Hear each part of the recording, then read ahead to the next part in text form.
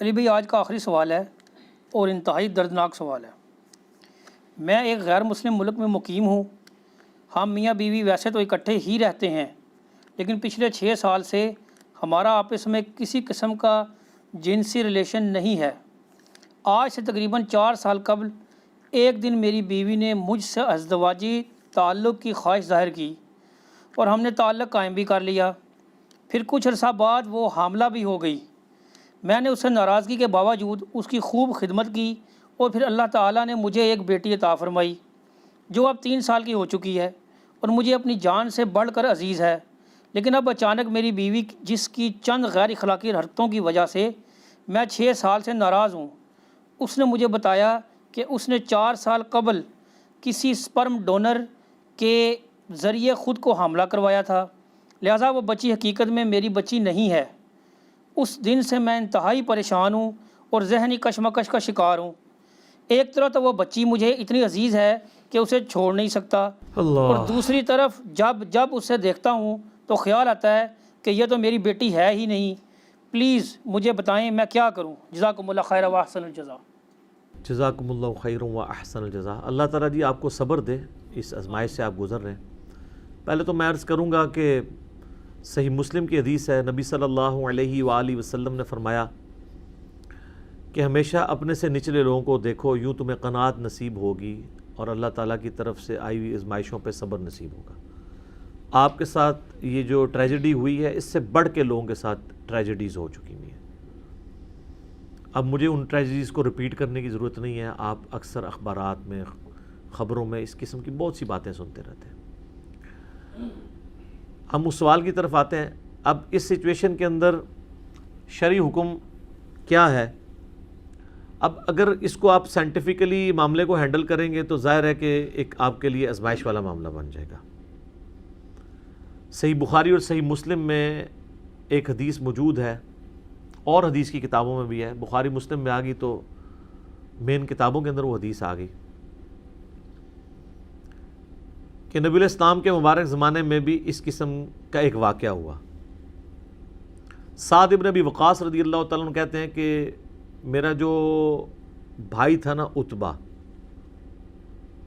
اس نے مجھے ایک لونڈی کے بارے میں یعنی وصیت کی کہ اس سے جو اولاد ہے وہ میری اولاد ہے، کیونکہ اس نے اس کے ساتھ ایک ناجائز تعلق قائم کیا ہوا تھا، حالانکہ وہ لونڈی کسی اور کی تھی۔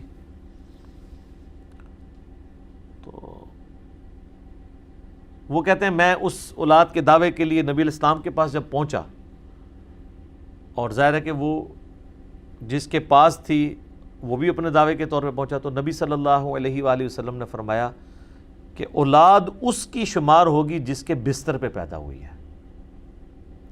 اگرچہ وہ پیدا کسی اور کے تعلق کی وجہ سے ہوئی ہے، لیکن شریعت نے تو آپ کو اصول دینا ہے نا، اس طرح تو پھر سارا معاملہ ہی بگڑ جائے گا۔ اب آج آپ کہیں گے ڈی این اے ٹیسٹ کروا لیتے ہیں، فلاں کروا لیتے ہیں، فلاں کروا لیتے ہیں، اس وقت تو بالکل کلیئر تھی وہ والا معاملہ، بلکہ اس حدیث میں آتا ہے کہ وہ جب اولاد پیدا ہوئی تو واقعی اس کی شکل بھی اس کے ساتھ ملتی تھی جس کا یہ دعویٰ تھا۔ تو نبی علیہ السلام نے صرف ایک چیز اس میں ایڈ کر دی کہ جو وہ جو بچہ پیدا ہوا اس کی وہ جو یعنی آپ سمجھ لیں ماں لگتی تھی یا اس کی جو بہنیں لگتی تھی، ان کو کہا کہ تم نے اس سے پردہ کرنا ہے۔ یہ آپ نے اس میں ایک ویلیو ایڈیشن والا معاملہ اس اعتبار سے کر دیا۔ باقی آپ نے فرمایا کہ یہ اولاد اسی کی شمار ہوگی۔ تو شرعی مسئلہ یہ ہے کہ اگر کوئی اولاد یعنی آؤٹ آف ویڈ لاک بھی پیدا ہوئی ہے کسی عورت کی، تو وہ جس کی بیوی ہے نا، اس کے بستر پہ جب پیدا ہوگی وہ اس کی اولاد شمار کی جائے گی۔ یہ پیٹ مسئلہ ہے۔ اس کے تحت وہ اولاد اب آپ کی ہے، وہ اس کی ولدیت بھی آپ کی لکھی جائے گی جنہوں نے یعنی سوال کیا، لہذا ان کو ٹینشن لینے کی ضرورت نہیں ہے، اس معاملے کو آگے لے کے چلیں۔ باقی ان باریکیوں میں پڑھنے کی ضرورت نہیں ہے، یہ خبر صحیح بھی ہو سکتی ہے، غلط بھی ہو سکتی ہے۔ اب اس کی تحقیق کرنے کی بھی ضرورت نہیں ہے ڈی این اے ٹیسٹ کے ذریعے، کیونکہ ڈی این اے ٹیسٹ کے ذریعے باہر وہ انسانی کوشش ہے، صحیح رزلٹ بھی آ سکتے ہیں، غلط بھی آ سکتے ہیں۔ اگر صحیح بھی آ جائیں اس طرح کے جس طرح کہ آپ سمجھ رہے ہیں، تب بھی شرعی حکم ہم نے شریعت کو یہ فالو کرنا ہے کہ وہ آپ کی اولاد شمار ہوگی کیونکہ وہ آپ کے بستر پہ پیدا ہوئی ہے. اب آپ اس کی پرورش کریں اور اپنے معاملات کو اس طریقے سے آگے لے کے چلیں.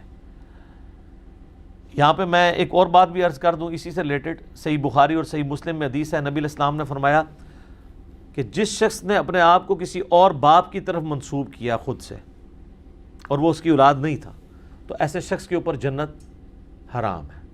کوئی اپنے باپ کا نام نہیں بدل سکتا.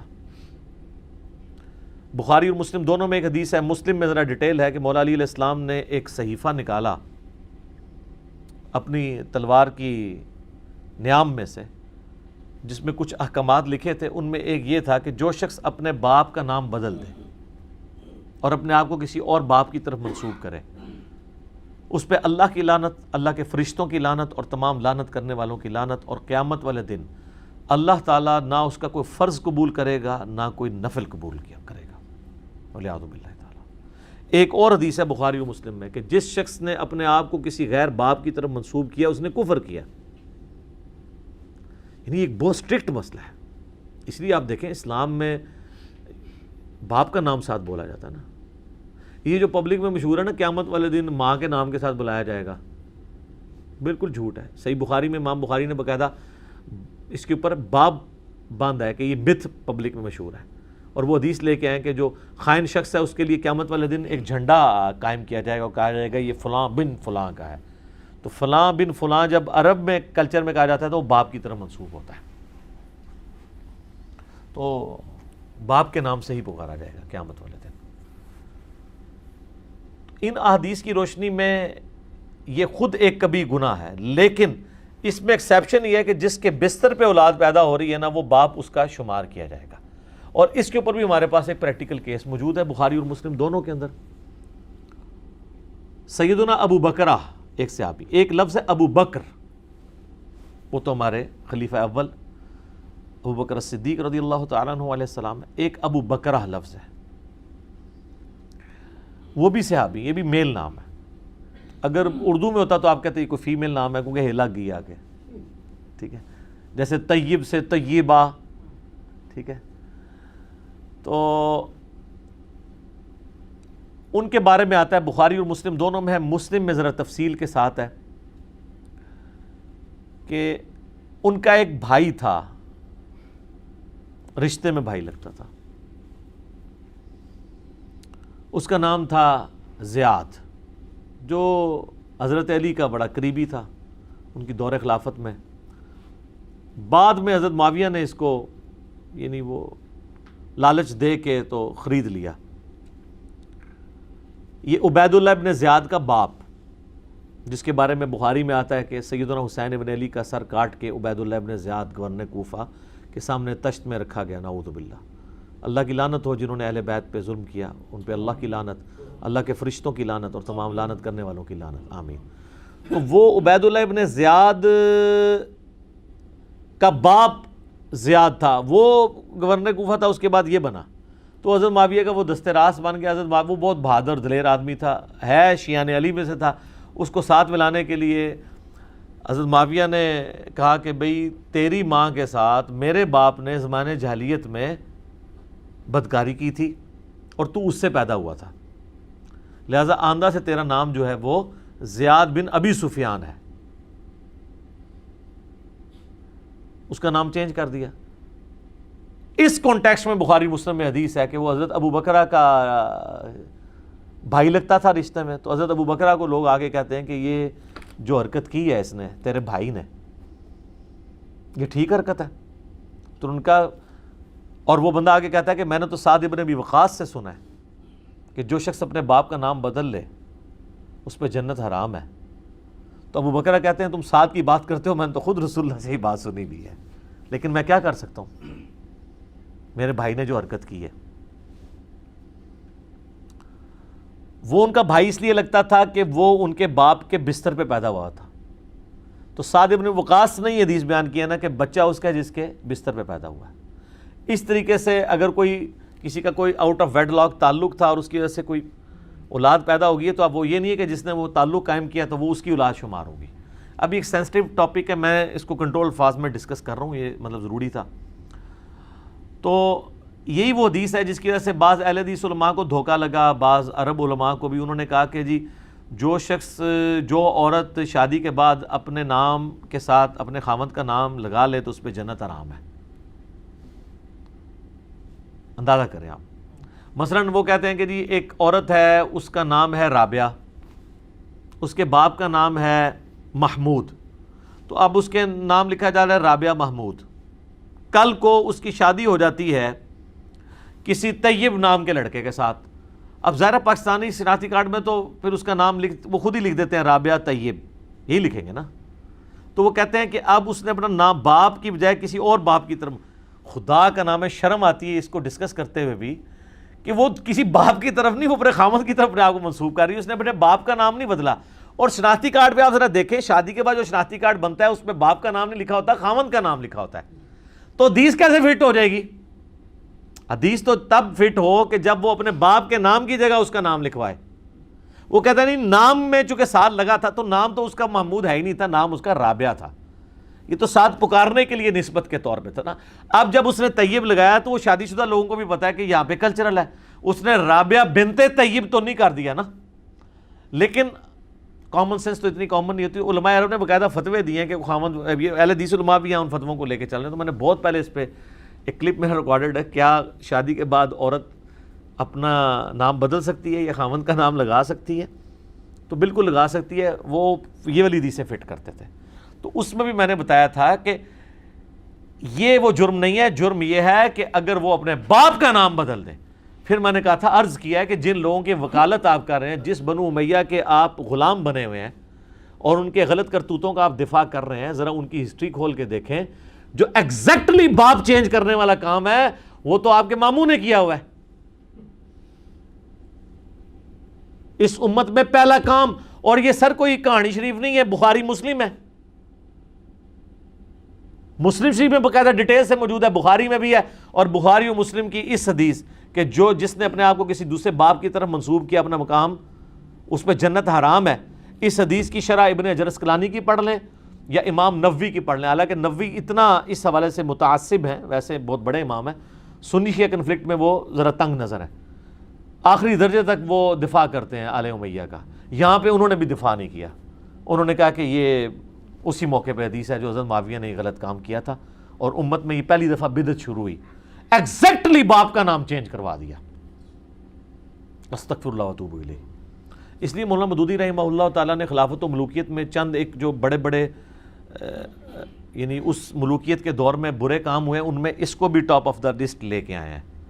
حجر ابن عدی کے قتل کو لے کے آئے ہیں، یہ باپ کا نام بدلنے والی اس معاملے کو لے کے آئے ہیں. ممبروں پہ سب و شتم والا ایشو اس کو لے کے آئے ہیں. مال جو غنیمت ہے یا اس میں بیت المال کے اندر تصرف کرنے والا، یہ بڑے بڑے جو ایشوز لے کے ان میں ہیں. اور آپ حیران ہوں گے کہ مولانا تقی عثمانی صاحب جو بندیوں کے مفتی ہیں، انہوں نے جو ہے وہ امیر شام کے دفاع میں کتاب لکھی تو انہوں نے اس واقعے کو، جس کا آج تک امت نے کبھی انکار نہیں کیا، یہ والا زیاد کے باپ کے نام بدلنے والا، زیاد بن ابی سفیان کرنے والا، تو انہوں نے اس کے لیے پتہ نہیں کیا کچھ کہانیاں گھڑی کہ جی اس زمانے میں وہ بھی نکاح ہی تصور کیا جاتا تھا، وہ اس طرح ہو جاتا تھا تو وہ ہو جاتا تھا تو یہ ہو جاتا تھا. یہ 14ویں صدی کا مولوی کہہ رہا ہے، اور جو اس زمانے میں صحابہ ہیں،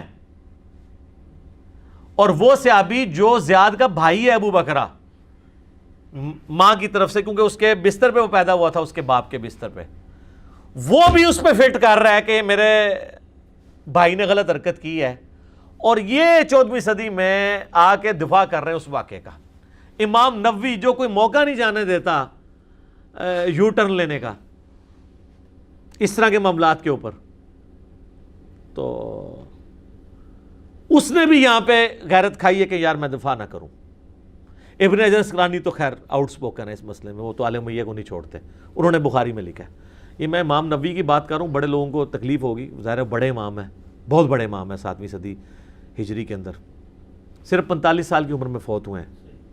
مسلم شریف کے ابواب انہوں نے لکھے ہیں، یہ بہت بڑی ان کی خدمت ہے، ہم ان کا بہت احترام کرتے ہیں. لیکن یہ جو میں نے کہا نا کہ وہ سنی شیعہ کنفلکٹ میں بعض اوقات بہت یعنی تنگی نظر کا مظاہرہ کرتے ہیں. اس کا ثبوت یہ ہے جو مسلم شریف میں حدیث ہے 6220 کہ حضرت معاویہ نے حکم دیا سعد ابن ابی وقاص کو، پھر کہا کہ تمہیں کون سی چیز مانے ہے کہ تم ابن ابی طالب کے اوپر سب نہیں کرتے. تو انہوں نے پھر آگے سے حضرت علی کے 3 فضائل سنائے تھے، اور سٹارٹ میں کہ انہوں نے کہا میں کبھی بھی علی کو برا نہیں کہوں گا، کبھی سب و شتم نہیں کروں گا. 3 باتیں میں نے علی کے بارے میں رسول اللہ سے ایسی سنی ہیں. پھر انہوں نے 3 فضیلتیں بتائیں کہ علی کی میرے ساتھ وہی نسبت ہے جو ہارون کی موسیٰ کے ساتھ، مگر میرے بعد کوئی نبی نہیں. پھر کل میں اس شخص کے ہاتھ میں جھنڈا دوں گا جو اللہ اور اس کے رسول سے محبت کرتا ہے، اللہ اور اس کا رسول اس سے محبت کرتے ہیں. سیدنا علی کو جھنڈا دیا خیبر کا. ٹھیک ہے. اور تیسری آیت مبالغہ جب نازل ہوئی تو نبی علیہ السلام نے مولا علی، حسن حسین اور فاطمہ کو اپنی چادر کے نیچے لیا اور عیسائیوں سے مباہلے کے لیے پہنچے اور کہا کہ یہ میرے اہل بیت ہیں. یہ 3 فضیلتیں سعد ابن ابی وقاص نے گنوائیں. ان کا کہ یہ 3 فضیلتوں میں سے مجھے ایک بھی مل جاتی میرے لیے بڑی کافی تھی، سرخ اونٹوں سے بہتر تھی. تو علی کو میں کیسے برا کہوں جس کے پاس 3 فضیلتیں موجود ہیں. تو اس پہ امام نووی نے پتہ کیا کہا ہے؟ یہ جو آج کل ناسبی جو جواب دے رہے ہیں یہ نووی نے ان کو سکھایا ہوا ہے. انہوں نے کہا وہ اصل میں یہ پوچھنا چاہ رہے تھے کہ باقی لوگ تو گالیاں دیتے ہیں تو آپ کیوں نہیں گالیاں دیتے ہیں؟ مجھے وہ مطلب آپ فضائل سنائیں تاکہ میں بھی وہ فضائل بیان کروں. ہائے ہائے کڈی کوڑی بڑائی. تو پھر میں نے جواب دیا تھا کہ کہانی ہوتی ہے، چور اپنی لنگوٹی چھوڑ جاتا ہے. اس کا ایک طریق اسی سند کے اوپر سنن نسائی الکبریٰ کے اندر خصائص علی والے چیپٹر میں موجود ہے. اس میں وہ حضرت سعد ابن ابی وقاص کا بیٹا کہتا ہے کہ پھر جتنے دن معاویہ وہاں رہے مدینہ شریف میں، حضرت علی کی تنقیص کا ایک جملہ بھی اپنی زبان سے نہیں نکالا. جب حضرت سعد ابن ابی وقاص نے ان کو ڈانٹا تو وہ ڈانٹا اسی پہ تھا. اور ابن ماجہ میں بھی اس کا ایک طریق موجود ہے جو البانی صاحب اس کو صحیح کہتے ہیں، زبیر علی زئی صاحب اختلاف کرتے ہیں.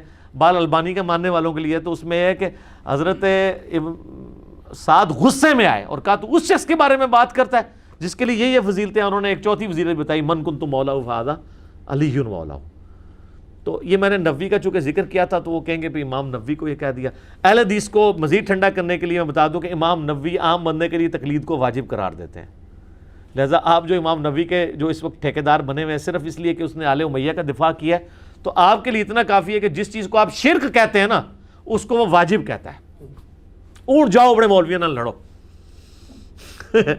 ہاں جب وہ اہل حدیث کا تو پورا مسئلہ اس پہ کھڑا ہے تقلید شرک. نووی کہتا ہے عام بندے کے اوپر واجب ہے، اور نووی نو تسی رحمت اللہ سے چھوڑ کے کچھ اور کہنا شروع کر دینا ہے.